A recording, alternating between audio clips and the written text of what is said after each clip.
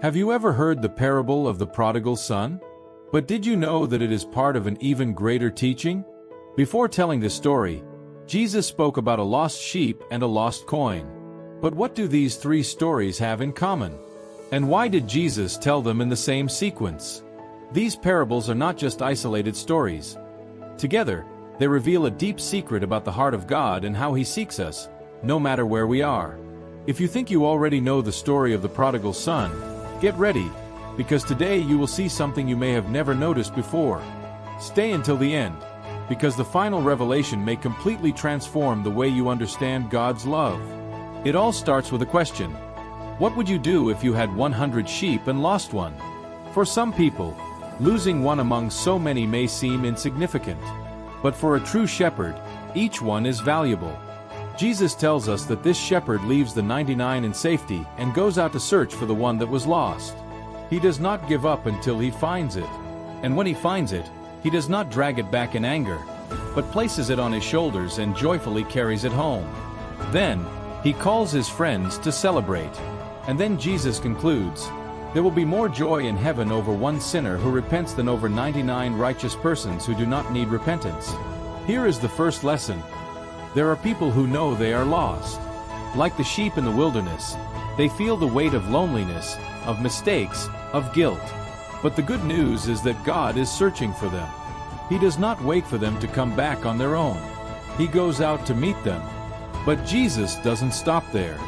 He tells another parable, this time about a woman who lost a silver coin, a coin of great value. But notice the difference. The sheep was lost outside, in the wilderness, but the coin was lost inside the house. To find the coin, the woman lights a lamp, sweeps the entire house, and does not rest until she finds it.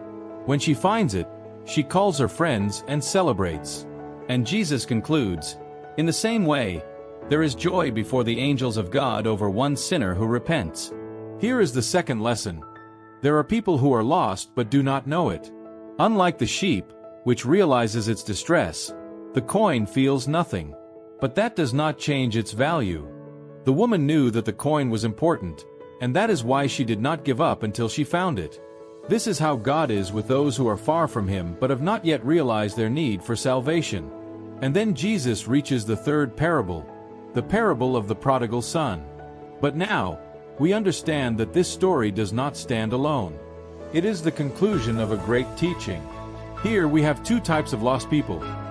The younger son, who is lost far away, like the sheep in the wilderness, and the older son, who is lost inside the house, like the coin. The younger son knows he is lost. He left, wasted everything, fell into misery, and recognizes that he needs to return. Like the shepherd who seeks the sheep, the father runs to meet the son. He does not wait for the son to clean himself up or prove that he deserves forgiveness. He simply embraces him and restores him. Now, pay attention to this scene.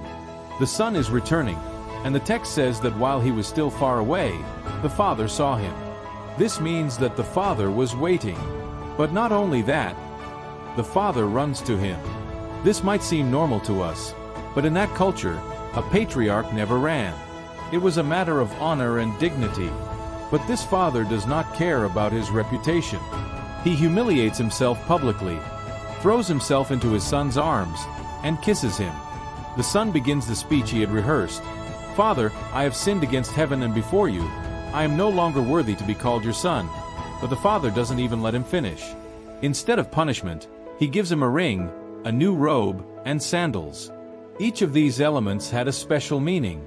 The ring symbolized authority, the robe signified honor, and the sandals showed that he was no longer a slave, but a son. Here is the third lesson. God's forgiveness is not partial. When He receives us back, He restores us completely. But meanwhile, the older son refuses to enter the celebration. He feels wronged because he has always been in the father's house and never received anything like that. This brings us to the conclusion. The sheep knew it was lost, the coin did not. The younger son knew he was lost, the older son did not. And now comes the great revelation. This parable is not just about the prodigal son. It is about a loving father and his two lost sons, one outside and one inside. Just like in the parable of the sheep and the coin, God is always seeking those who are lost, no matter if they are far away or inside His own house. Now, I ask you, where are you in this story? Are you the sheep that got lost in the world and needs to be rescued?